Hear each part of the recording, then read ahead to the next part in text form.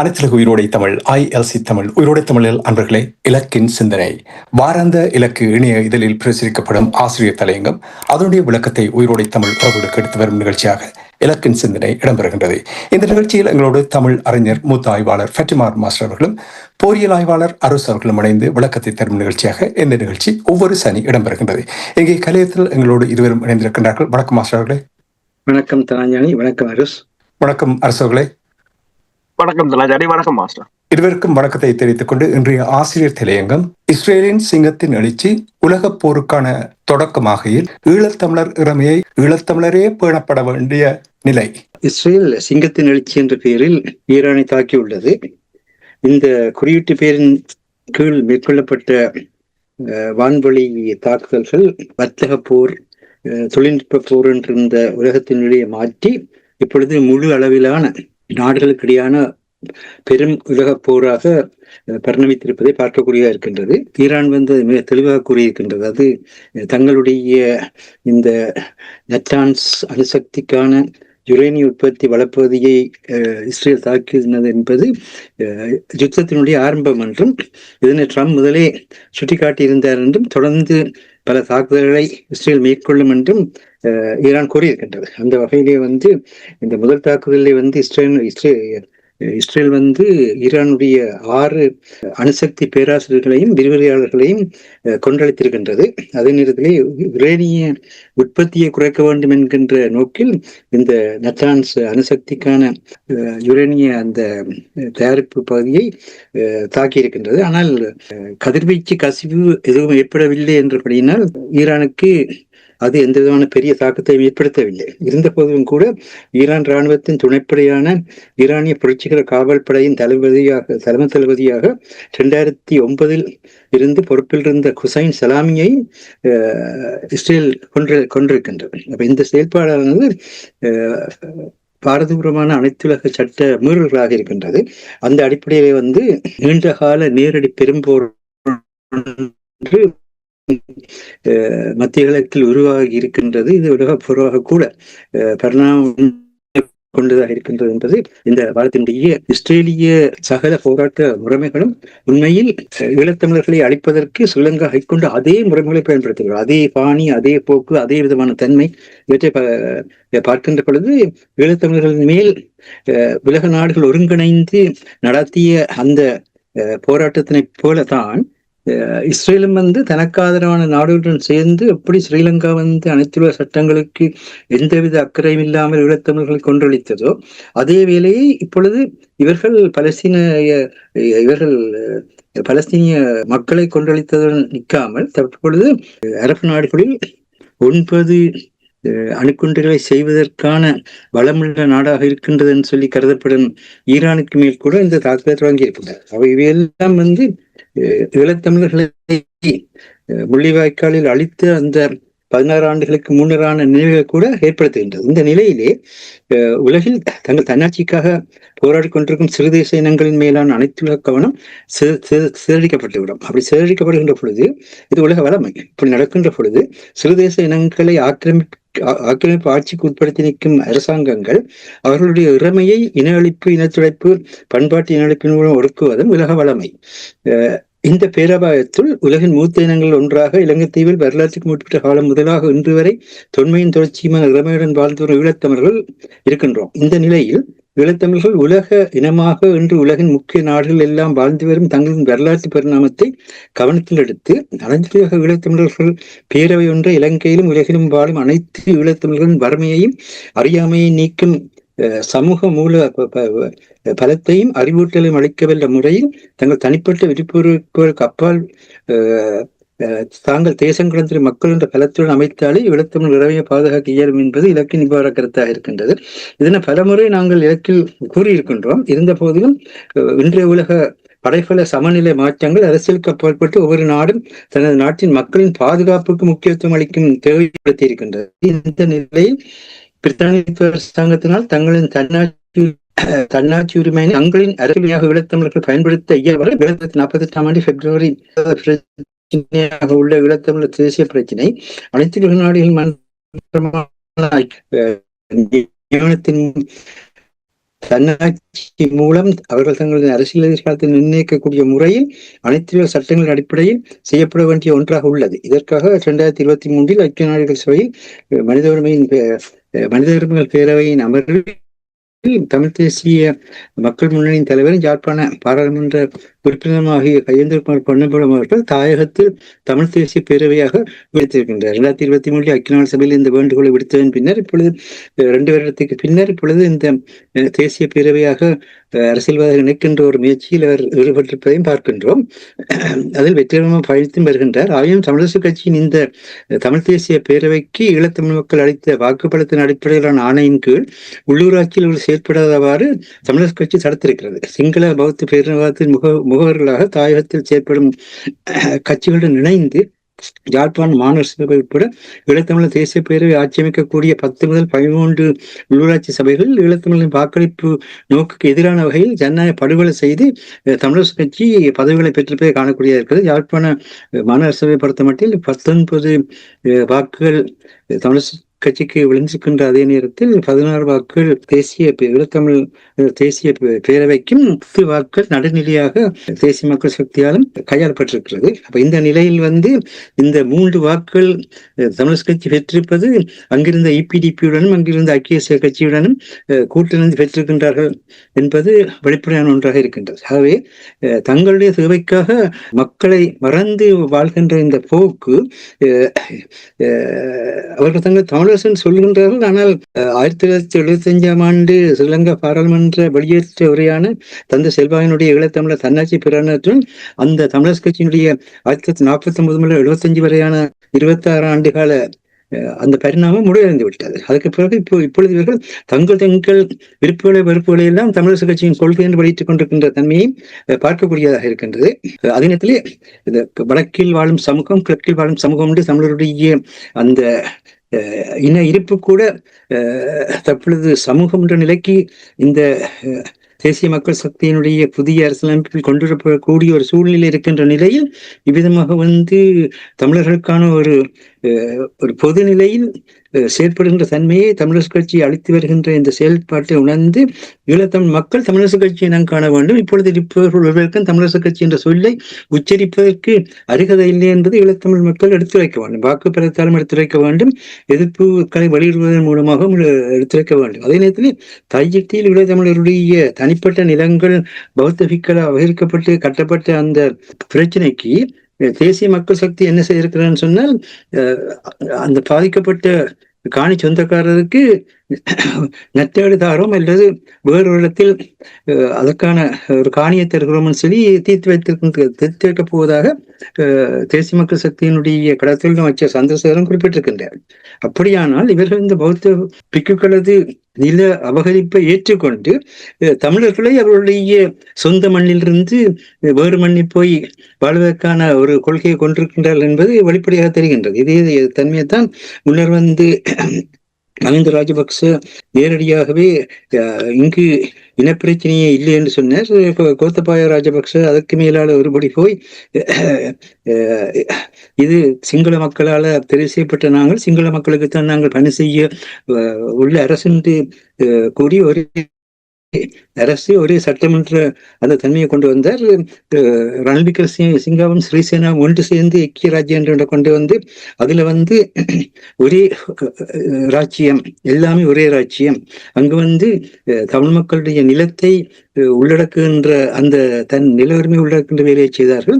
பிறகு ரணில் விக்ரமசிங்க தன்னுடைய ஆட்சியிலே வந்து வடக்கு கிழக்கு என்ற சொல்லாட்சியை கையாண்டு வடக்கின் பொருளாதாரம் கிழக்கின் பொருளாதாரம் என்று அங்குடைய இன இருப்பையை சீர்குலைக்கின்ற வேலையை செய்தார்கள். இப்பொழுது தேசிய மக்கள் சக்தி அந்த வடக்கு கிழக்கு என்பதை அரசியலமைப்பாக மாற்றுகின்ற வேலையிலே இறங்கி இருக்கின்றார். இந்த அரசாங்கங்கள் தான் தொடர்ச்சியாக வந்து சிங்களமயப்படுத்தலையும் தமிழர்களுடைய நில அபகரிப்பையும் செய்து கொண்டு போகிற காலத்திலே இந்த தமிழரசு கட்சிவாதிகளுக்கு அந்த பைத்தியம் குறித்து விட்டது. ஏதோ தாங்கள் நித்து மாதிரியெல்லாம் மக்களுடைய எதிர்காலத்தை தாங்கள் வெம்பிய மாதிரியெல்லாம் கொண்டு செல்லாமல் நிற்கின்ற ஒரு முட்டாள்தனமான வேலையில் ஈடுபட்டிருப்பதை காண்கின்றோம். அதுவும் உலகம் போர் நிலைக்கு போயிருக்கின்ற நேரத்திலே மிக மோசமான ஒரு பாதுகாப்பற்ற தன்மை இருக்கின்றது. அந்த நிலையிலும் இவர்கள் இப்படி செய்கின்றார்கள். அதே நேரத்திலே அரசியலை கையில வைத்திருப்பவர்களாக என்றாலும் சரி, அல்லது அமைப்புகளை கையில வைத்திருக்கிறோம் என்று சொல்கின்றவர்கள் என்றாலும் சரி, அந்த தங்களுடைய அதிகாரத்தை அவர்கள் கட்டமைப்பதற்கான திசைகளிலே பயணிக்க முற்படுகின்றார்களே தவிர மக்களுடைய பிரச்சனையினுடைய அபாயத்தை உணர்கின்றார்கள் இல்லை. மக்களை ஒருங்கிணைக்க வேண்டிய, மக்களை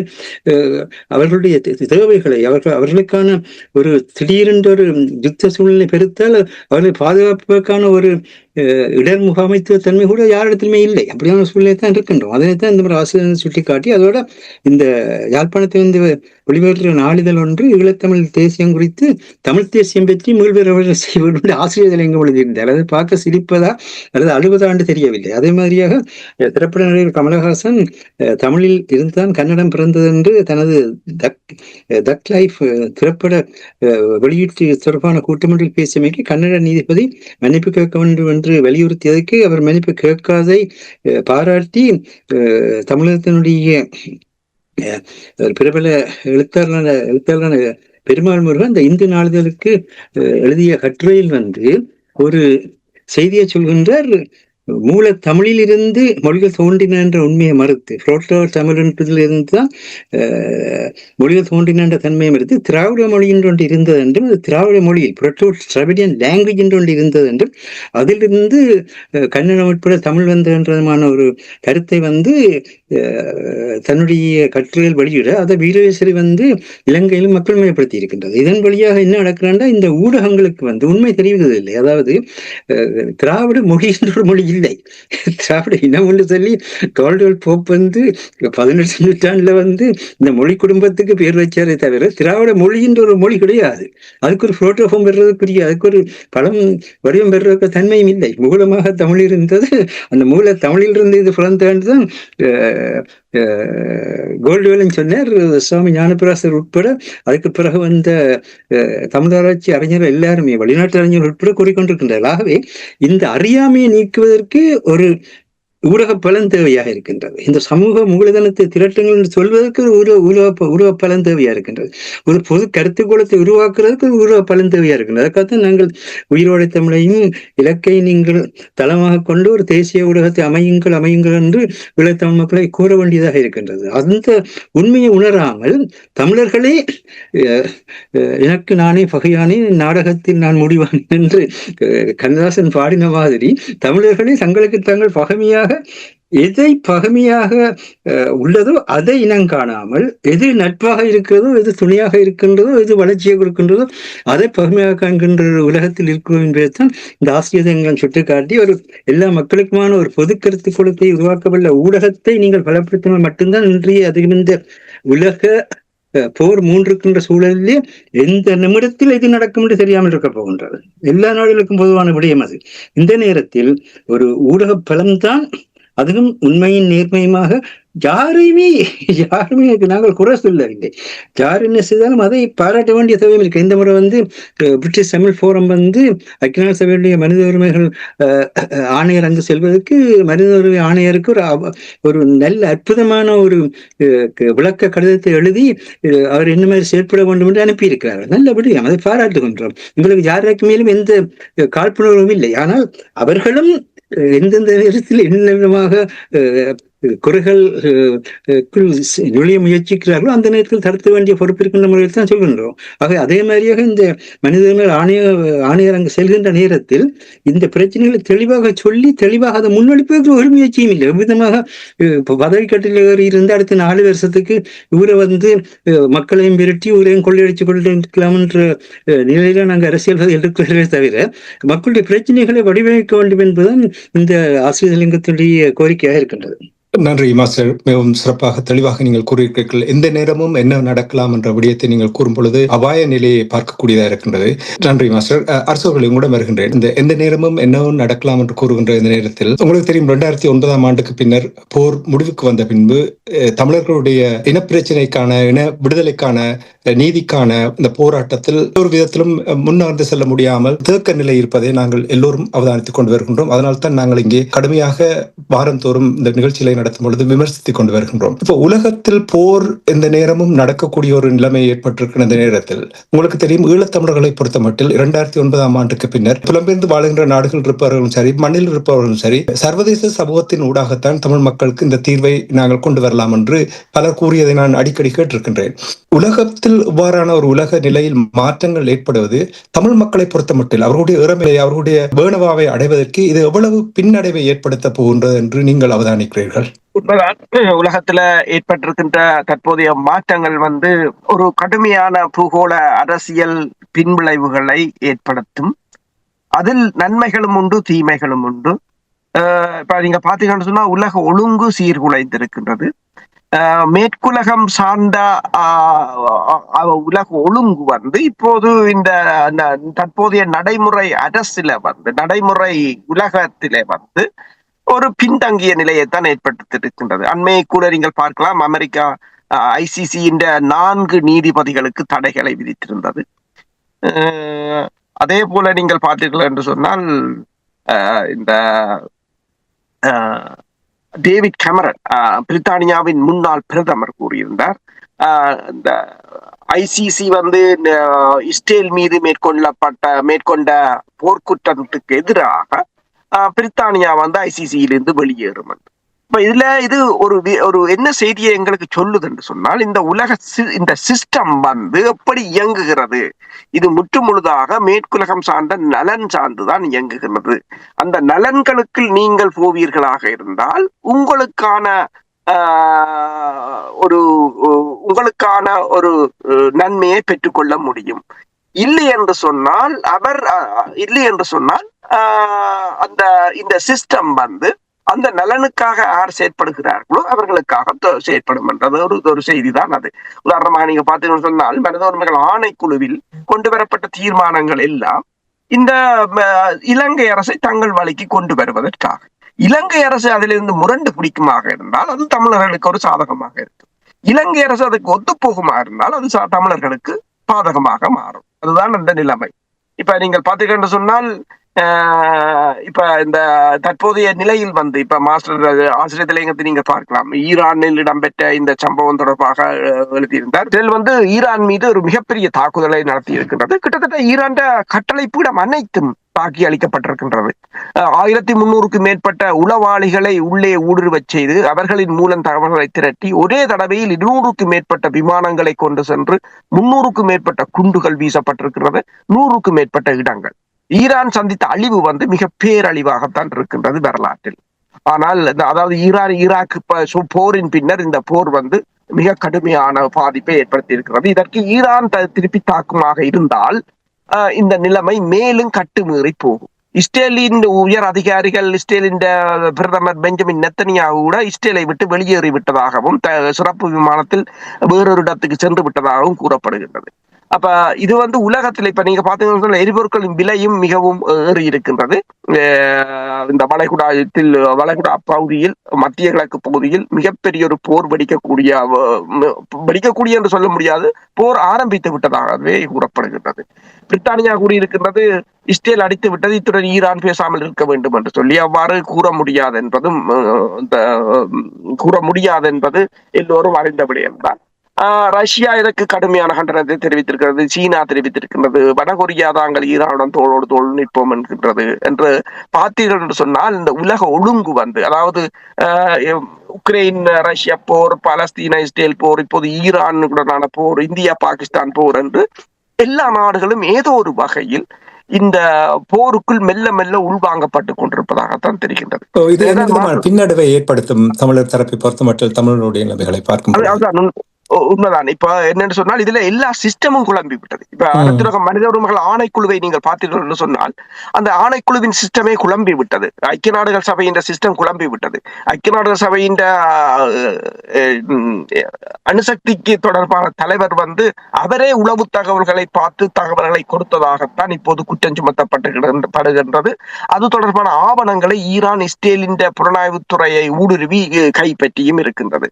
அப்ப இந்த நிலையில் நீங்கள் கேட்டது போலதான் இது பின்னடைவு என்பதை விட இந்த ஐக்கிய நாடுகள் சபைகள், ஐக்கிய நாடு சபை, மனித உரிமைகள் அமைப்புகள், ஏனைய சபைகள் எவ்வாறு இயங்குகின்றன என்பதை தமிழ் மக்களுக்கு மீண்டும் ஒரு தடவை, இதனை விடுதலை புலிகள் முன்னர் தெளிவாக சொல்லி இருந்தார்கள், அவர்கள் எவ்வாறு இயங்குகிறார்கள் என்பது, அதை மீண்டும் ஒரு முறை தெளிவுபடுத்தி இருக்கின்றது. அப்ப இதிலிருந்து நாங்கள் எவ்வாறு நகர முடியும் என்பதுதான் முக்கியமானது ஒன்று. இது வந்து இவ்வளவு காலமும் நாங்கள் ஒரு காலத்தை ஏமாற்றுகின்ற ஒரு பொறைக்குள் இருந்தோம் என்பதை உணரக்கூடிய ஒரு சந்தர்ப்பத்தை ஏற்படுத்தி இருக்கின்றது. நீங்கள் சொன்னது போல இது எங்களுக்கான பின்னடைவாக பார்க்க முடியாது. இதிலிருந்து நாங்கள் பல பாடங்களை கற்றுக்கொண்டு எங்கள் வியூகங்களை அல்லது எங்கள் போராட்ட வழிமுறைகளை மீண்டும் வரும் அரசியலமைக்க கூடிய ஒரு சூழ்நிலைக்கு நாங்கள் வந்திருக்கின்றோம். அந்த நிலைமையை ஏற்படுத்துவதற்கு தமிழர் தரப்பு ஒற்றுமையாக ஒன்றாக இல்லையே. இப்ப பாருங்கள், உள்ளூராட்சி சபையை அமைப்பதென்றாலே கோமாளி கூத்தை அடித்துக் கொண்டிருக்கிறார்கள். இப்ப நீங்கள் எங்களுடைய நகர்வுகளை மாற்ற வேண்டும், எங்களுடைய அணுகுமுறையை மாற்ற வேண்டும் என்றால் எவ்வாறு அதை செயல்படுத்துவது? உண்மையில் தமிழர் கட்சிகளை, தமிழ் அரசியல் கட்சிகளை தொடர்ச்சியாக நாங்கள் கூறுவதை விடுத்து இது தொடர்பாக சிவில் அமைப்புகளாக இருக்கலாம், திங்க் டேங்காக இருக்கலாம், அல்லது பல்கலைக்கழக சமூகமாக இருக்கலாம், அவர்கள் அல்லது இளைஞர் சமூகமாக இருக்கலாம், அவர்கள் முன்வர வேண்டும். அவர்கள் இது தொடர்பான ஒரு ஆக்கமான செயல் திட்டத்தை முன்னெடுப்பார்களாக இருந்தால் அதன் மூலம் அந்த மக்களின் அடுத்த அரசியல் நகர்வை வந்து நாங்கள் செழுமைப்படுத்த முடியும். அப்படி என்றால் நீங்கள் கூறுவதை பார்த்தால் அடிமட்டத்திலிருந்து மீண்டும் ஆரம்பிக்க வேண்டிய ஒரு நிலைமையை ஏற்படுத்தி இருக்கு கூறுகிறீர்களா? உண்மைதான். என்று சொன்னால் அந்த நிலையைத்தான் தற்போதைய அரசியல் கட்சிகள் ஏற்படுத்தி இருக்கின்றன.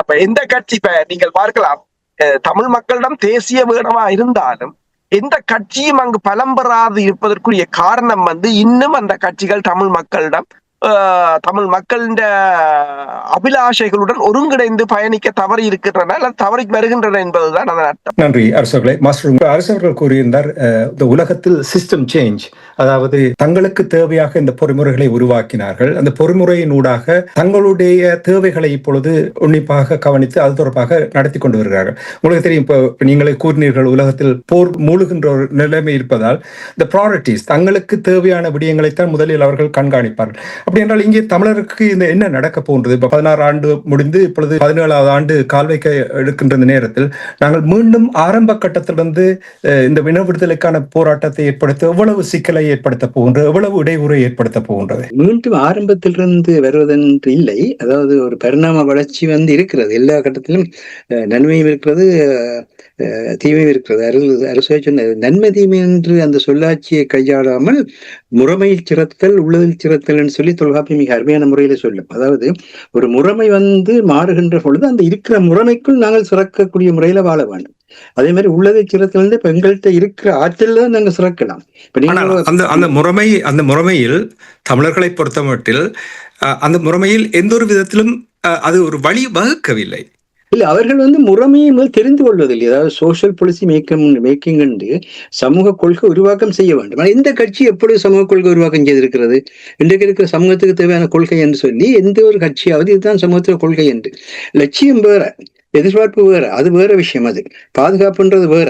ஆனா சமூக கொள்கைன்றது இன்றைக்கு இருக்கின்ற இந்த சமூகம் இந்த கொள்கையை பின்பற்றுகின்றதுன்றது இல்லை. அதெல்லாம் அங்கிருந்தே தமிழ் தேசியம் என்னன்னு சொல்லி ஒரு ஊடகமே கேட்கிற அளவுல இருக்கு நிலைமை. அவ்வளவுக்கு ரத்தத்தாலும் வாழ்வாலும் முத்திரிடப்பட்டு இந்த மண் எங்களின் சொந்த மண் என்றுதான் அந்த தமிழ் தேசியம். அந்த மண்ணை மீட்கதான் தமிழ் தேசிய போராட்டம். தமிழ் தேசியம் என்றது மொழி அல்ல. தமிழ் தேசியம் என்றது இந்த மண் எங்களுடைய சொந்த மண். தமிழ் பேசுகின்ற மண்ணில் இருக்கின்றோம், தமிழர்களாக இருக்கின்றோம். இந்த மண்ணில் நாங்கள் வாழ வேண்டும். எங்களுடைய மண்ணை மீட்டால் அதுக்கு பிறகு நாங்கள் எல்லோருக்குமான சமத்துவ வாழ்வு, சகோதரத்துவ வாழ்வு, சுதந்திர வாழ்வு உருவாக்கலாம். அது வேறு விடயம். அது ஆனா இப்படி கேட்ட கேள்விக்கு பதில் என்னன்னு சொன்னால், இன்றைக்கு இருக்கிற முறைமையை முதல் விளங்கிக் கொள்ள வேண்டும். உலகம் மாறிக்கொண்டிருக்கிறது.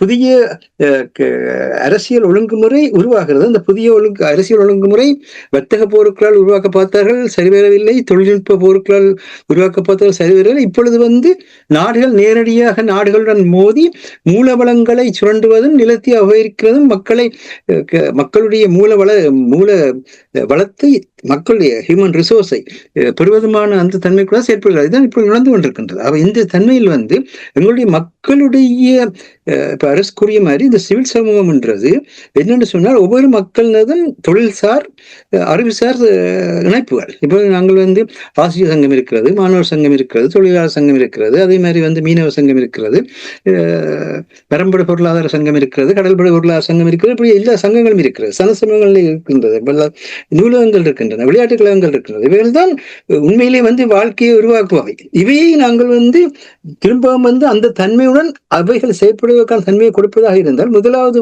Risk management. இன்றைக்கு இருக்கிற சூழ்நிலையில் அவர்களுக்கு என்ன அபாயம் ஏற்படும், அதை எப்படி பாதுகாக்கணும்னு சிந்திக்க வேணும். அதுக்கான ரிஸ்க் மேனேஜ்மெண்ட்டை உருவாக்குவதாக இருந்தால் இந்த முறைசார் தன்மைகளை தெரிந்தவர்கள் ஒருங்கு கூட வேண்டும். அந்த முறைசார் தன்மைகளுக்குள் எந்தெந்த பிரச்சனை வருகின்றது இனங்காணக்கூடிய வல்லவர்கள், நிபுணர்கள், அனுபவசாலிகள், அவற்றுடன் பழக்கப்பட்டவர்கள் ஒருங்கு சேர வேண்டும். அந்த தன்மை இல்லை. அதுக்குத்தான் பலமுறை பேசியிருக்கிறோம். அந்த துறைசார் தன்மை, நாங்கள் நிபுணர்கள் என்று பெரிய PhD பட்டம் பெற்றவைய டபுள் PhD பட்டவை பற்றி கதைக்க இல்லை. சாதாரண மக்களாக இருந்தாலும் அந்த மக்களுடைய தன்மையை, அந்த நிலத்தினுடைய தன்மையை தெரிந்தவர்களாக இருக்க வேண்டும். ஆனால் அது இல்லை. என்னென்றால் இதில் மிகப்பெரிய பிரச்சனையாக இருக்கிற தமிழரசு கட்சி. இந்த தமிழரசு கட்சி எப்பயோ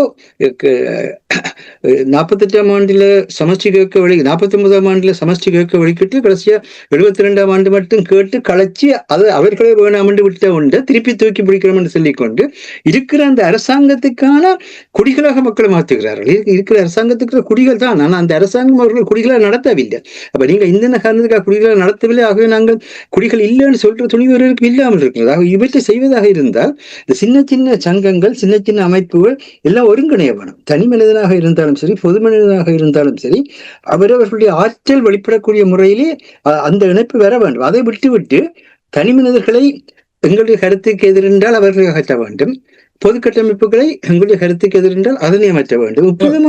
மீண்டும் ஒரே புள்ளிக்குத்தானே வருகின்றோம். இதைத்தானே மாஸ்டர் அடிக்கடி கூறிக்கொண்டு வந்த அந்த சவால் ஒருங்கிணைப்பது என்பது கடினமான ஒரு விடயமாக இருக்கிறது. தமிழ் ஒருங்கிணைப்பது யாரால கொன்றப்பட வேண்டும்? இளம் சந்ததியால கொன்றப்பட வேண்டும். இளம் சந்ததியை நாங்கள் செயற்பட விடுறோமா என்ற இளம் சந்ததி தான் அறிவியல் ரீதியாகவும் வளர வேண்டியது, உடல் ரீதியாகவும் பல முடியாது. ஆனால் இளம் சந்ததி இன்றைக்கு எங்கள் மக்கள் தொகையில் ஈழத்தில் என்றாலும் சரி, புலத்தில் என்றாலும் சரி, இருக்கிற இளம் சந்ததியில் எத்தனை விகிதமானவர்கள் இந்த பிரச்சனைகளை அக்கறை கூட கொண்டிருக்கின்றார்கள் என்பது கேள்விக்குறியா இருக்கு. அவர்களுக்கு அக்கறை இருக்கிறது, ஆனால் அவர்கள் செயற்படுறதுக்கு தலைமையில். ஆகவே நீங்க சொல்ற மாதிரி திருப்பி எந்த கட்சியை நாங்கள் இணைக்கிறது, எதை செய்கிறன்றதை விட்டுட்டு இந்த இளம் பிள்ளைகளை இணைச்சு இளம் பிள்ளைகளுக்கு கூட வளர்ற தன்மையை கொண்டு வந்தால் தான் முடியும்.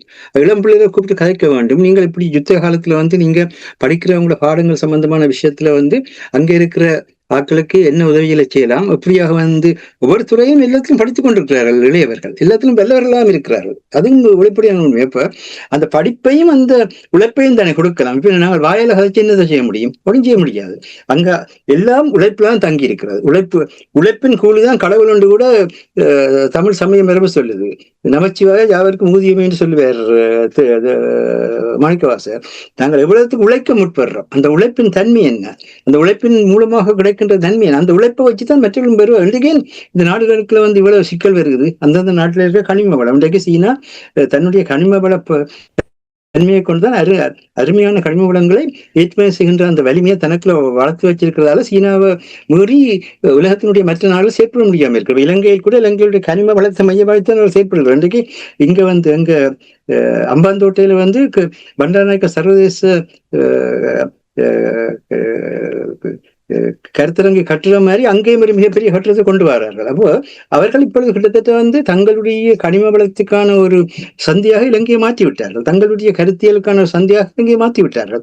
ஆனால் நாங்கள் அப்படி செய்யறோமா? எத்தனை கருத்தரங்கள் நடத்தி இருக்கிறோம் இந்த சூழ்நிலையை பற்றி? அறிவார்ந்த கருத்தரங்கம் எத்தனை நடைபெற்றிருக்கின்றது?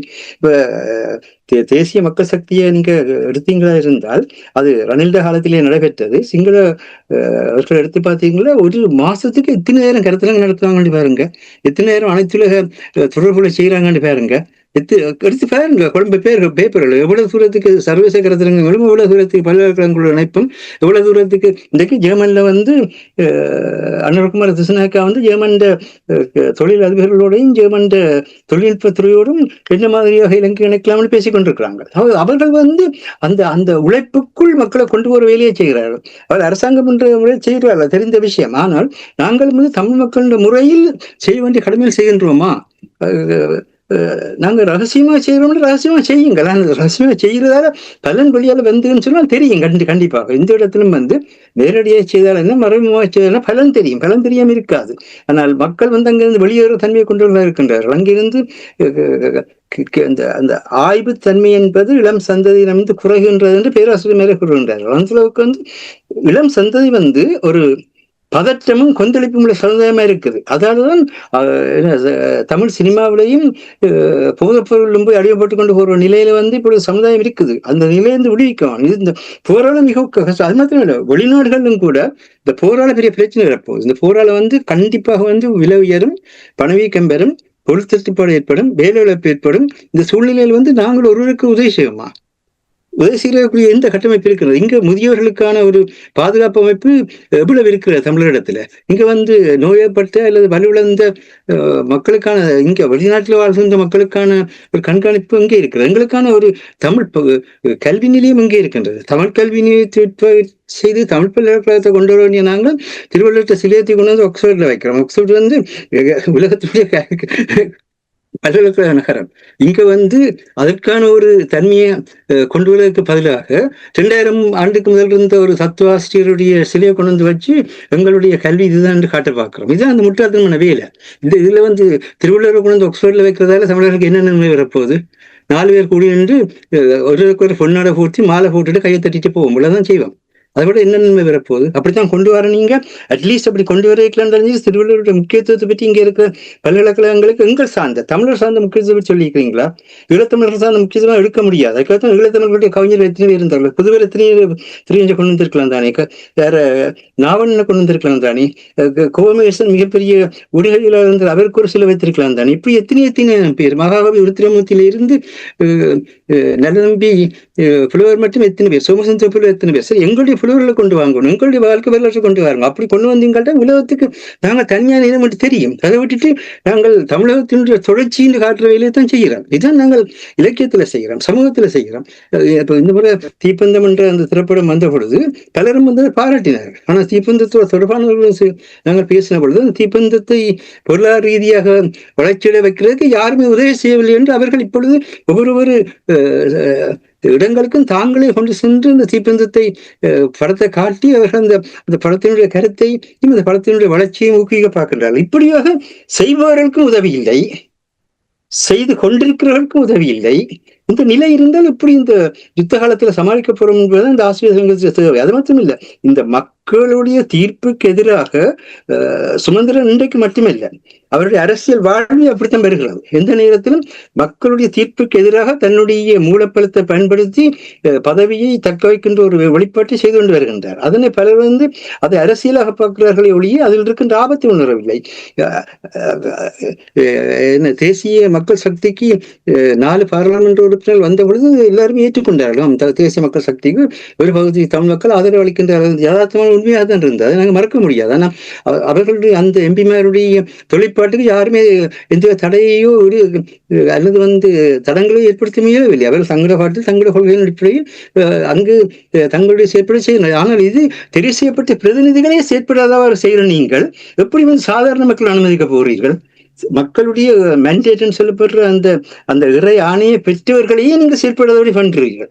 அப்படிப்பட்ட அரசியல் இதுல என்ன செய்ய போறீங்க சார்? நீங்க உள்ளூராட்சி சபையில வைக்கிறீங்க, என்னத்தை பண்ண போறீங்க? இவ்வளவு காலம் உள்ளூராட்சி சபையில நீங்க செய்த சாதனையில சொல்லுங்க பார்ப்போம். இன்னைக்கு நீதியரசர் கூட இவர்களோட சேர்ந்துருக்குங்க. நீதியரசர் காலத்துல வெளிநாட்டுல இருக்கிற எத்தனை வெளிநாட்டு மாநகர சபைகள் அங்கு சென்று நீதியரசருடைய உடன்படிக்கை செய்து தாங்கள் யாழ்ப்பாணத்தை முன்னேற்றுவதாக படங்கள் எல்லாம் எடுத்து அனுப்பினார்கள். அந்த மாநகர சபைகளோடு இணைந்து எவ்வளவு தூரத்துக்கு பணியாற்றினீர்கள்? ஏன் உங்களோட அங்கு உடன்படிக்கையில் செய்த அந்த வெளிநாட்டு மாநகர சபைகள் எந்த வளர்ச்சியை கொடுத்தன? அது நீதியரசரை சொல்லட்டும் பார்ப்போம். யாருமே சொல்ல மாட்டார்கள். இது ஒரு நாள் கூத்துக்கு மீசை வைத்த கதையாக ஒரு நாள் கூத்துக்கு மீசை வைக்கிறவையெல்லாம் நடந்து இருக்கே தவிர உண்மையாக மீசை வளர்க்கிற துணிவு ஒருவருக்கு இல்லாமல் இருக்கிறது. இதுதான் அந்த அடிப்படையாக இருக்கிற பிரச்சனையா இருக்கிறது. நீங்கள் கூறுகின்ற விடயங்களை கேட்கும் பொழுது நான் எப்பொழுதுமே நேர்மறையாக ஏதாவது விடயம் நடந்து விடாதா என்ற ஒரு ஏக்கத்தோடு தான் நிகழ்ச்சியில் பங்கெடுக்கும் பொழுது நிலையில் எந்த மாற்றமும் இல்லை என்பதை தான் நீங்கள் சுட்டிக்காட்டுவதை, அதாவது இன்னும் பின்னடைவை ஏற்படுத்துகிற தவிர முன்னகர்ந்து செல்வதற்கான எந்த ஒரு வழியும் இல்லை போல் இருக்கின்றது. இல்லாமல் இல்லை. எத்தனையோ இளையவர்கள் செயற்பட்டுக் கொண்டிருக்கிறார்கள். அரசும் ஒரு பல்கலைக்கழகத்துல விரிவுரையாளராக இருந்தவர், நாங்களும் கல்லூரிகள் ஆசிரியர் இருந்த நாங்கள். ஆனா எங்களுக்கு தெளிவா தெரியுது, மாணவர்கள் இன்றைக்கும் அதே தன்மையோட செயல் வடிவத்தில் ஒன்றையுமே பார்க்க முடியாமல் இருக்கிறது. செயல்பட விடுங்கள், செயல்வடிவம் பெறும். திடீர்னு தான் செயல்வடிவம் பெறும். ஒரு நாள் செயல்வடிவம் படிப்படியா எழும்புறையில். ஆனா என்ன பிரச்சனை என்றால் இளையவர்களுடைய பங்களிப்பு மறக்கப்படுவதுதான் மிகப்பெரிய பிரச்சனையாக இருக்கிறது. பெரிய அரசியல் கேட்டதான் கூடுதலாக சொல்வார். எனக்கு பிறகு பேராசிரியர் இருந்தவர், நாங்கள் அங்கு விரிவுரையாளராக இருந்தவர். நான் அங்கிருந்து ஆசிரியராக 85 வழிபட்டு விட்டேன். அதுக்கு பிறகு அங்கு ஆசிரியர் இருந்த தன்மை அரசுக்கு இருக்கிறது. எங்களுடைய மாணவர்களை பற்றியும் சமுதாயத்தை பற்றியும் தெரியும். அரசு நீங்கள் என்ன நினைக்கின்றீர்கள்? அந்த இளையவர்களுக்கு அவர்களுக்குரிய பாகத்தை கொடுக்காம இருக்கிற அந்த மிகப்பெரிய தவறானதான் இல்லாமல் தடுமாறுகின்றது என்பது என்னுடைய தாழ்மையான கருத்து. அரசர்கள் நீங்கள் கூற வேண்டும் ஏனென்றால் இப்ப நாங்கள் எவ்வளவு காலமாக கூறிக்கொண்டு வந்திருக்கிறோம், அடுத்த சந்ததியிடம் ஒப்படைக்க வேண்டும். தேசிய தலைவர் அவர்கள் 2009ஆம் ஆண்டு அந்த விடயத்தை தெளிவாக கூடிய பொழுதும் சரியாக வழியில் அதை கையளித்தது போல் தெரியவில்லை. என்னை பொறுத்த மட்டும் ஆக்கப்பூர்வமான ஒரு விடயத்தை பார்க்க முடியாமல் நீங்கள் எவ்வாறு பார்க்கிறீர்கள்? இது எவ்வாறு இது இளையவர்கள் இது முன்னெடுத்து செல்லுகிறார்களா? உங்களுக்கு திருப்தி தருகிறதா அல்லது இன்னும் தடையாக இருக்கிறார்களா? உண்மைதான். என்னென்று சொன்னால் இளைஞர்கள் ஒருவரையும் காண முடியவில்லை என்று உங்களுக்கு தெரியும். அண்மையில் ஐக்கிய நாடுகள் சபையின் இலங்கைக்கான வதிவிட பிரதிநிதி ஒரு நேர்காணல் கூட அவர் கூட சொல்லியிருந்தார். ஒரே ஒரு குறை, அதாவது இங்கு தான் பார்க்கிற குறை என்னென்று சொன்னால் எல்லோரும் முதியவர்களும் எல்லாரும் வயதானவர்களும் தான் இந்த அரசியல் பரப்பையாக இருக்கலாம், சிவில் சமூகமாக இருக்கலாம், எல்லாவற்றையும் ஆக்கிரமித்து நிற்கிறார்கள் என்று கூறப்படுகிறது. அப்ப நீங்கள் அதாவது முன்னைய காலத்தில் இயக்கம் ஆரம்பித்த போது பார்த்தீங்கன்னு சொன்னால் முழுக்க இளைஞர்களால் தான் அது ஆரம்பிக்கப்பட்டிருந்தது. சிவகுமாரின் போராட்டத்தை பார்த்தீர்கள் என்று சொன்னாலும் மாணவர்கள் போராட்டமாகத்தான் அது ஆரம்பித்திருந்தது. அப்ப என்ன பிரச்சனை என்று சொன்னால் அந்த இளைஞர்கள் ஒன்று அவர்களுக்கான இடம் வழங்கப்படவில்லை, அதை வழங்க மறுக்கிறார்கள் என்பது ஒரு புறம். இரண்டாவதாக அவர்கள் தமக்குரிய இடத்தை எடுத்து செயற்பட இருப்பதும் ஒரு குறைபாடாகத்தான் இருக்கின்றது. என்று சொன்னால் இளைஞர்கள் இதற்குள் பல்கலைக்கழக சமூகமாக இருக்கலாம், மாணவர்கள் சமூகமாக இருக்கலாம், அவர்கள் இதற்குள் ஒரு ஆக்டிவாக முன்வருவார்களாக இருந்தால் இதனை தற்போதைய நிலையில் இந்த தமிழ் மக்களின் அந்த விடுதலை போராட்டத்தையும் அரசியல் வீணராவையும் ஏதாவது ஒரு வகையில் பாதுகாக்க முடியும் என்பதுடன் தற்போதைய தற்போது இருக்கின்ற உலக ஒழுங்கின்ற உண்மையான தன்மையை அவர்களால் மட்டும்தான் உணர முடியும். நாங்கள் அடிக்கடி கூறிக்கொண்டு வருகின்றோம், எவ்வளவு காலமாக கூறிக்கொண்டு வரோம். எவ்வளவு காலம் பொறுத்திருக்க வேண்டும்? எங்களுக்கு பொறுமை காக்க வேண்டிய நேரமா அல்லது எவ்வளவு நீங்கள் கூறினாலும் குறிப்பிட்ட காலகட்டத்தில் தான் அந்த விடயங்கள் கைகூடும் என்று நீங்கள் நம்புகிறேன்? உண்மைதான். அதற்கு என்னென்று சொன்னால் இப்ப சிலர் இதில் கூட கமெண்ட் எழுதுகிறார்கள் நீங்கள் செய்யலாம் என்று சொல்லி. ஆனால் என்ன பிரச்சனை என்று சொன்னால் ஊடகத்துறை என்பது என்ன, செயற்பாட்டாளர்கள் என்றால் யார், அரசியல்வாதிகள் என்றால் யார், சமூக செயற்பாட்டாளர்கள் என்றால் யார் என்ற வரவிலக்கணம் கூட தெரியாதவர்களாகத்தான் இருக்கிறோம். அதுதான் அந்த பிரச்சனை. தமிழ் மக்களுடைய எதிர்பார்ப்பு அதிகமாக இருக்கின்ற நம்புகிறேன். நாங்கள் காலத்தின் ஓட்டம் கொஞ்சம் நிதானமாக ஆறுதலாக பயணிக்க வேண்டும். பொறுப்பு கையளிப்பதும் ஒரு பெரிய பிரச்சனையா இருக்கின்றது. தமிழுடைய எதிர்பார்ப்பு அதிகமாக இருக்கிறது என்று நீங்கள் கருதுகிறீர்களா? எதிர்பார்ப்பு அதிகமோ குறைவோ என்றது இங்க முக்கியம் இல்லை. இங்க முக்கியம் அதற்காக செயற்படுறீர்களா என்பதுதான் முக்கியம். எதிர்பார்ப்புகளை வைத்துக்கொண்டு சும்மா இருப்பதால் எதுவும் நடந்து விடாது. ஏனென்றால் ஒவ்வொன்று, அதாவது நீங்கள் கூறியது போல எதிர்பார்ப்பை தமிழ் மக்கள், இப்ப தமிழ் மக்கள் என்று கூற முடியாது, தமிழ் அரசியல் கட்சிகள் அல்லது அமைப்புகளை பார்த்தீங்கன்னு சொன்னால் அவர்களிடம் எதிர்பார்ப்புகள் அதிகம் இருக்கின்றது. என்ன எதிர்பார்ப்பு என்று சொன்னால் தங்கள் தேசியம், தங்கள் தன்னாட்சி, தங்கள் உரிமை தொடர்பான எதிர்பார்ப்பு அல்ல, ஏனைய நாடுகள் ஏனைய அமைப்புகள் மீது வைக்கின்ற அவர்களுடைய எதிர்பார்ப்புகள் தான் இந்த நிலைமைக்கு காரணம். ராக்கெட் சயின்ஸ் இல்லையே அரசுகளுக்கு இளையவர்களிடம் கொடுக்க வேண்டும் என்பது அப்பொழுதே கூறியார். 16 ஆண்டுகளுக்கு முன்னர் கூறியார். நீங்களும் கூறினீர்கள், மாஸ்டரும் கூறினீர்கள், அவர்களுடைய பங்களிப்பு கொஞ்சமாகத்தான் இருக்கிறது.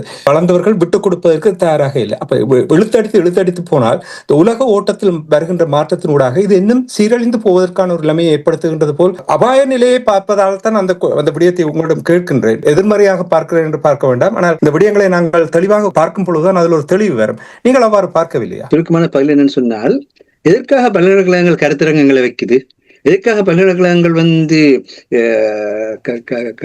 கான்பரன்ஸ்களை அமைச்சு கொள்ளுது, எதற்காக செமினார்களையும் கான்பரன்ஸையும் எதற்காக அமைக்குது? இளையவர்களுக்கு முதியவர்களுடைய அனுபவப்பட்டவர்களுடைய கருத்தை பரிமாற, அதே நேரத்தில் இளையவர்களுடைய உள்ளத்தில் என்ன புதிய எண்ணங்கள் இருக்கிறது என்பதை அறிந்து கொள்ள. ஆனால் எங்களுக்கு இடையிலே இந்த தொடர்பாடு இல்லை. கருத்தரங்கங்களோ அல்லது கான்பரன்ஸ்களோ இளையவர்களை கொண்டு செய்கின்ற ஒன்றில்லை. நீங்கள் எத்தனை கருத்தரங்களுக்கு போய் வாரீர்கள்? இப்பொழுது உங்களும் ஒவ்வொரு கிழமையும் எத்தனை கருத்தரங்க போறீர்கள்? எவ்வளவு காலம் வேலை செய்கிறீர்கள்? உங்களுக்கு உங்களோட வேலையில் அனுபவம் இல்லை நினைக்கின்றீர்களா? ஆனால் அப்படி இருக்க எதற்காக நான் கருத்தரங்களுக்கு போறோம்? எதற்காக கருத்தரங்களை கூப்பிடுகிறார்கள்? அவர்களுக்கு காசு செலவழிக்கிறதுக்கு ஆசையா? என்னன்னு சொன்னா, மக்களுடைய எண்ணங்கள் ஒவ்வொரு ஜனநாயகத்துல பலரும் பலவாறு சிந்திக்கின்ற தன்மை கொண்டுதான் ஜனநாயகம். அப்ப அதை ஒழுங்குபடுத்துவதா இருந்தால் மக்கள் தெரிஞ்சு கொள்ளலாம். இப்ப தேசிய தலைவர் அவர்கள் இந்த நூல் தான் மிக மிக முக்கியமான நூல், தமிழில் உட்கட்டுமானம் என்ற இந்த நூல் தான் யாழ்ப்பாண பல்கலைக்கழகத்தில் இருந்து எங்களை நாட்டை பற்றிய முழு பொருள் வளத்தையும் கனிம வளங்களையும் உள்ளடக்கிய நூல். இந்த நூலுக்கு கொடுத்த அந்த வாழ்த்தில சுய நிறைவான தன்னில் தானே தங்கி நிற்கும் பொருளாதார வாழ்வுடைய சமூகமாக எமது சமூகம் உருவாக வேண்டும் என்பதே எனது விருப்பம். மக்கள் தம்மை தாமே ஆளும் உரிமையுடைய ஜனநாயக ஆட்சி முறையே நான் விரும்புகின்றேன். இந்த புதிய சமூகத்தில் உழைக்கும் மக்கள் மத்தியில் பொருளாதார சமத்துவம் நிலவ வேண்டும். அவர் தன்னுடைய அரசியல் கொள்கை என்றால் என்ன, கோட்பாடு என்றால் என்ன சிறுக்கமா சொல்லிப்பட்டு போயிட்டார். இது உங்களுக்கு தெரியாதா இந்த விஷயம்? ஆனா என்ன பிரச்சனை, தண்ணில் தானே தங்கி நிற்கிற சமூகமா நிக்க வேணும். அருள் சொன்ன மாதிரி ஒன்றில் இந்தியாவிலேயோ இல்லை அமெரிக்காலேயோ இல்லை பிரித்தானியாலேயோ இல்லாட்டி ஐக்கிய சபையிலேயோ இல்லாட்டி ஒன்றுமில்லாட்டி கடைசியாக எங்களை ஆக்கிரமிப்பு செய்கிற சிங்கள அரசியலையோ தங்கி நிற்க வேணும்ன்ற நிலையில எல்லாரும் நிற்கிறீங்க. இது பிரச்சனையா இருக்குது. மக்களை தங்கி நிற்கிறதுக்குரிய இதை ஏற்படுத்தியிருக்க தலைவர் முதலாவது சொல்லிலேயே சுயநிறைவான அங்க சுயநிறைவு அடைவதற்கான மக்களுக்கான அறிவூட்டல், மக்களுக்கான சமூக மூலதனம் இந்த அளவில் பலப்படுத்தி கொண்டிருக்கின்றீங்க. சுயநிறைவு வருவதற்கு அங்கு அறிவூட்டலும் குறைஞ்சு சமூக மூலதனம் குறையல, மக்கள் தங்கி வாழ்ற வாழ்க்கைக்கு போய்கொண்டிருக்காங்க. அதுதான் தேசிய மக்கள் சக்தியினுடைய வாக்கு கூடிக்கொண்டு போறதுக்கான காரணம். இது நடக்கும். இங்க விளையாட்டாக, அதாவது அவன் மக்கள் வாழ வேணுன்ற நிலையில் இருக்க மக்கள் வாழ்ந்தான் ஆவார்கள். கண்ணதாசன் அருமையாக சொல்லுவான், புத்தனும் வாழ்ந்தான் தத்துவம் பேசினான். சொன்னா புத்தன் நிலையாமையை பேசியிருக்கலாம், ஆனா வாழ்ந்தான் நிலையாமையை பேசினான். வாழ்றக்க தன்மை இல்லாமல் நிலையாமையை பேசியிருக்க முடியாது. அப்படின்னாலதான் தயவு செய்து இந்த உள்ளூராட்சி தேர்தலில் வெற்றி விழா கொண்டாடி நான் கட்டித்தனம் காட்டிட்டேன் என்று கதைக்கிறத விட்டு இந்த உள்ளூராட்சி தேர்தலில் அங்க இருக்கிற ஒவ்வொரு இளைஞர்களுடைய எதிர்பார்ப்பை நீங்கள் கடைசி உலகத்துக்காவது வெளியால் கொண்டு வந்திருக்கிறீங்களா? விளையாட்டுல புலத்தில் இருக்கிற தமிழர்களுக்கு அங்க இருக்கிற இளைஞர்களுக்கு என்ன எதிர்பார்ப்பு இருக்குது, அவன் என்னவாக வாழ விரும்புகிறான், எதை அவன் கண்டுபிடிக்க.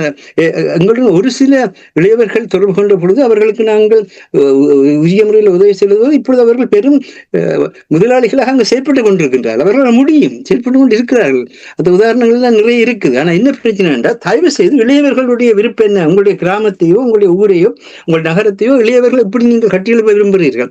இங்க இப்ப இங்க பாருங்க, இன்றைக்கு நான் உங்கள்ட்ட பேசிக்கொண்டிருக்கல கூட இந்த ஆக்ஸ்போர்ட்ல போக்குவரத்து நெருக்கடியை குறைக்கிறதுக்கு உள்ளுக்கு சில வீதிகளில் போறதுக்கு 5 பவுண்ட்ஸ் கட்டணவரோட விரும்புகிறார்கள். ஆனால் அது ஒவ்வொரு வீடு கொண்டு துண்டு போடுறாங்க. இப்படி நாங்கள் அறவிட விரும்புகிறோம், இதை பற்றி உங்களை கருத்து என்ன, இன்ன காரணங்களுக்காக செய்கிறோம் என்று சொல்லி. இதுதான் ஜனநாயகம். நீங்கள் என்ன, நீங்க செய்கிறதை யாருக்குமே சொல்லக்கூடாது, அது பரம ரகசியம். இதான் சுமந்திரன் கோட்பாடு கூட ரகசியம், இது பரம ரகசியம். ஒரு பாட்டு இருந்தது, அந்த பாட்டை போட்டு அதை தொடங்க நினைச்சுன்னா அப்புறம் நேரம் இல்லைன்னு விட்டுனா, ரகசியம் பரம ரகசியம் தான் எங்கேயும் சரியா. ரகசியம் பரம ரகசியம் அது பரம ரகசியம் தான். அது மாத்திரம் இல்லை, இன்னொரு மிக முக்கியமான செய்தி என்னன்னு சொன்னா, போராட்ட நேரத்துல ஒரு இலக்கு, ஒரு நோக்கு, ஒரு தலைவன் என்ற நிலையில சமூகம் இயங்கி கொண்டிருக்கும். ஜனநாயக நிலையில அப்படி இருக்காது. ஒவ்வொருவரும் தங்களால் ஆனதை செய்யறதுக்கு முயற்சிப்பார்கள். அப்ப தங்களால் ஆனதா செய்ய முயற்சிக்கல பல்குழு வரத்தான் செய்யும். அந்த பல்குழு வராமல் ஒருங்கிணைக்க வேண்டிய பொறுப்பு இருக்குது. அதுக்கு பதிலாக ஒவ்வொரு குழுவையும் நாங்கள் நிராகரிச்சு தள்ளுறதாலேயோ அல்லது ஒவ்வொரு குழுவையும் வெளியேற்றதாலேயோ நீங்கள் ஜனநாயகத்தை உருவாக்க முடியாது. ஜனநாயகத்தை எல்லாரையும் ஒருங்கிணைச்சு பொதுக்கருத்தை உருவாக்கினால்தான் அந்த பின்னணியில போகும். இந்த பெரிய அமெரிக்காவில் எவ்வளவு பெரிய போராட்டம் லாஸ் ஏஞ்சல்ஸ்ல நடக்குது, எவ்வளவு பெரிய போராட்டம் கலிபோர்னியால நடக்குது, எவ்வளவு பெரிய போராட்டம் இன்றைக்கு மற்ற அமெரிக்காவோட பகுதியில் பரவி கொண்டிருக்கு. அமெரிக்காவே தடுமாறுது மக்கள் சக்திக்கு முன்னால. மக்கள் சக்தி உணர்ந்து கொள்ளுங்க. மக்கள் சக்தி அவர்களுடைய வாழ்வில் தங்கி இருக்கிறது. இன்றைக்கு அமெரிக்காவில் எதுவும் செய்யலாம இருக்குது. இன்றைக்கு அமெரிக்காவுக்கு அவ்வளவு நிலை மோசமாகி கொண்டிருக்குது. அவர்கள் வெளிநாட்டுக்கு இன்றைக்கு அவர் தேவைண்டா தான் இந்த தீவிரவாதிகள் சட்டத்தை அமலுக்கு கொண்டு வரணும் என்று கூட வெளிநாட்டு தீவிரவாத சட்டத்தை அமலுக்கு கொண்டு வரணும்னு சொல்றார். ட்ரம்ப் லாஸ் ஏஞ்சல்ஸ்க்கு வெளிநாட்டில் வந்துட்டார்கள் என்று புலம்புறார். மக்கள், அவர்களுடைய மக்கள் இந்த நிலை எல்லா இடத்திலும் பெறுகிறது. அவை மக்களுடன் இருக்கின்றீர்கள் என்று மறந்து விடாமல் இளையவர்களுக்கான கருத்தாளர்கள், இளையவர்களுக்கான தன்மையில கொண்டு அதுக்கு ஊடகம் தேவை. இப்ப எல்லாருமே நாங்களே சின்ன வயசுல என்ன சொன்னாலும் நாங்கள் ஊடகத்துக்கெல்லாம் எல்லாரும் வளர்ந்தாங்க. அது இல்லைன்னு யாரும் சொல்லிட்டு பார்ப்போம். பள்ளிக்கூடத்துல படிச்ச படிப்பு இருக்கட்டும். இதுல 4 பேர் நாங்கள் 3 பேர் இருக்கிறோம். அந்த 3 பேர்ல எங்களுடைய வாழ்க்கையில நாங்கள் ஊடகத்துக்குள்ள எங்களை கட்டமைச்சது கூடியா இல்ல பள்ளிக்கூடத்துல கட்டமைச்சது கூடியா? என்ன பதில் உங்களுக்கு தெரியும். ஊடகம் தான் பதில். அது சினிமாவாக இருந்தாலும் சரி, பாட்டாக இருந்தாலும் சரி, நாடகமாக இருந்தாலும் சரி, விளையாட்டு ஊடகம் தான். சில பேருக்கு விளையாட்டு ஊடகம்ன்றது தெரியாது. எல்லாத்துக்களும் செய்தி மனசுக்கு போகுது. ஆகவே இதுல கதைச்சு பிரயோசனம் இல்லை. உண்மையில நீங்க சொன்னாப்புல கதைக்கிறதுலயோ சோர்வும் கூட ஏற்படுகிறது. அது மாத்திரம் இல்ல, கதைக்கிறத நிப்பாட்டினால் அதுதான் வெற்றியின்றி நிற்கிற ஆக்களும் கனவே இருக்கினா. கருத்து சுதந்திரம் பறிக்கப்பட்டால் அதுவே வெற்றியின்றி கருதுற ஒரு சமுதாயம் இருக்குது. அந்த ஒரு நிலை இருக்கு மட்டும் கருத்து வளராது. கருத்தோட மோத வேணும். Thesis and thesis. ஒரு கருத்து வரைக்கும் அதுக்கு எதிரான கருத்து பெற வேணும். அந்த எதிரான கருத்து வந்தால் தான் பிறகு அந்த கருத்து அதுல இருந்து வளரும். யாராவது கருத்தை எதிர்க்காவிட்டால் கருத்து நீங்கள் ரோட்ல நடந்து போயிருக்க உங்களுக்கு காலுக்கு மண் எதிர்ப்பு தெரியலன்னு சொன்னா சரக்கு விழுவீங்க. நடக்கல ஒளியால போங்க, நல்லா ஒயிலா ஊத்தி போட்டு காலை வச்சு பாருங்க என்ன நடக்கும்ட்டு. காலுக்கு மண் எதிர்ப்பு தராது, நீங்க முகங்குப்புற குழப்பீங்க. ஆகவே இந்த எதிர்ப்புன்றது நாங்கள் இயங்குறதுக்கு வேகத்தை தர உண்டு நாங்கள் மறுக்கிறோம். அதை பற்றி எதிர்ப்பை கண்டவுடனே எதிர்ப்பு எங்களுக்கு எதிரானது. அப்படி ஒரு கருத்தை முன்னெடுத்து கொண்டு போனால் அதுக்கு பல வியாக்கியங்களும் பல விமர்சனங்களும் கொடுத்து அதுல ஈடுபடுகிறார்கள். இப்ப இதுல இருக்கிற 3 பேரையும் எடுப்போம். எங்களுக்கு இந்த நாட்டுல நாங்கள் எங்களுக்கான தொழில்களோடையோ எங்களுக்கான கல்வி முயற்சியில் எங்களுக்கான விளையாட்டுகளோடையோ எங்களால் வாழ முடியாதா? நல்ல மகிழ்ச்சியாக வாழலாம். ஆனால் ஏதோ அங்க மக்களும் கஷ்டப்படுகிறார், இதான் செய்ய வேண்டும் உந்துதெல்லாம் உட்கார்ந்து இருக்கிறோம். அப்ப இதை உணர்றாரு. இப்படித்தான் ஒவ்வொருவருக்கும் கடமை இருக்குது. உங்களையும் நீங்க ஒவ்வொருவரும் செய்யறீங்க. ஆனா தயவு செய்து மனிதன் வெறுக்காதீங்க. மனிதன் வன்முறையால் அடக்கியால் அவன் நிற்காதீங்க. இந்த 2 தன்மையும் உங்கள்கிட்ட இல்லாமல் போக மட்டும் ஒரு காலமும் ஒரு மண்ணும் விடுதலை பெறாதுன்றதை மறந்துடாதீங்க. நிச்சயமாக நீங்கள் கூறுவதால் அடிக்க அம்மியின் நகரும் என்று சொல்லுவார்கள். அதே போல் அந்த விடயத்தை நாங்கள் எங்களுக்கு எவ்வளவு நெருக்குவாரங்கள் ஏற்படுத்தினாலும் தமிழ் மக்களுடைய நலன் கருதி அதை எதிர்நோக்குவதற்கு தயாராக இருக்கிறோம் என்பதை குறிக்கொண்டு நிறைவாக உள்ள உலக போர் சூழுகின்ற இந்த நேரத்தில் அனுரகுமார திசாநாயக்காவுடைய நகர்வுகளை பார்க்கும் பொழுது தமிழர் தரப்பினுடைய நிலைமைகளை இப்பொழுது நீங்கள் இருவருமே சிறப்பாக விளங்கப்படுத்தினீர்கள். அனுரகுமார திசாநாயக்காவுக்கு இது சரியான சூழலை ஏற்படுத்தி கொடுக்கின்றதா? அதாவது தமிழ் மக்களுடைய நிலைமைகளில் இருந்து அவர் அவர்களை இழுத்தடிப்பதற்கு, தன்னுடைய ஆட்சியை தக்க வைப்பதற்கு நல்லொரு சூழலை ஏற்படுத்தி இருக்கு. இந்த நிலைமை தமிழ் மக்களுக்கு தான் மிகவும் ஒரு நல்லொரு சூழ்நிலையை ஏற்படுத்தி இருக்கிறது. இப்ப மாஸ்டர் கூறியது போல இது உலகத்துல பொருளாதார வீழ்ச்சியை ஏற்படுத்தும், பொருட்களின் விலையை அதிகரிக்க செய்யும், உலகம் பல்முனைவாக்கப்பட்டிருக்கிறது. அதாவது எப்போது பனிப்போர் முடிவுக்கு வந்ததோ அதற்கு பிறகுதான் விடுதலை இயக்கங்களும் அழிவை சந்தித்தன. அதற்கு முன்னர் விடுதலை இயக்கங்கள் ஏதோ ஒரு வகையில் தப்பி பிழைக்கக்கூடியதாகத்தான் இருந்தது. ஆனால் மீண்டும் அவ்வாறான ஒரு சந்தர்ப்பம் வந்திருக்கின்றது. இலங்கை அரசை பொறுத்தவரையில் இலங்கை அரசுக்கு இது ஒரு மேலும் ஒரு தற்போதைய நிலையை மோசமாக்குகின்ற ஒரு நிலையாகத்தான் இருக்கும். ஆனால் நீங்கள் கேட்டது போல இலங்கை அரசுக்கு இது மோசமானதாக இருக்கும். இலங்கை மக்களுக்கு, சிங்கள மக்களை பொறுத்தவரையில் இது ஒரு பாதகமான சூழ்நிலை. ஆனால் அதை எவ்வாறு நாம் பயன்படுத்த போகிறோம் என்பதில் தான் இருக்கின்றது. என்னென்னு சொன்னால், எதிரிக்கு பாதகமாக இருக்கிறது ஒரு புறம் இருக்க, அதனை எமக்கு சாதகமாக பயன்படுத்துகின்ற சாணக்கியம் எம்மிடம் இல்லை என்று சொன்னால் அதனால் எந்த பலனும் ஏற்பட போவதில்லை என்பதுதான். தற்போதைய நிலையில் இலங்கை அரசை பலப்படுத்துவதை விடுத்து பலவீனப்படுத்துவது தொடர்பாக தமிழர்கள் சிந்திப்பார்களாக இருந்தால் அதுவே இலங்கை அரசை ஒரு வழிக்கு கொண்டு வரும். இலங்கை அரசை மட்டுமல்ல, பிராந்திய வல்லரசுகளை கூட ஒரு வழிக்கு பலவீனப்படுத்த வேண்டும் என்றால் என்ன விதமான செயற்பாடுகள் ஈடுபடலாம் என்ற உண்மையில் நீங்கள் அனைத்துலக மட்டத்தில் உங்களுக்கான ராஜதந்திர உறவுகளை விரிவாக்க வேண்டும். பொருளாதாரத்தில் இலங்கைக்கு எந்த விதமான உதவிகளையும் செய்வதை நிறுத்த வேண்டும் முற்றுமுழுதாக. இலங்கை தொடர்பான தற்போதைய நிலைமைகளில் இப்போது இலங்கை அரசு எவ்வாறு இந்த பொருளாதார சீர்கேடுகளை இனவாதம் என்ற முறையில் மேற்கொள்கிறது என்பதை நீங்கள் வெளி உலகுக்கு கொண்டு வர வேண்டும். நீங்கள் இலங்கையின் பாராளுமன்றத்துக்குள் மட்டும் பேசுவதால் எந்த விதமான நன்மையும் ஏற்பட போவதில்லை.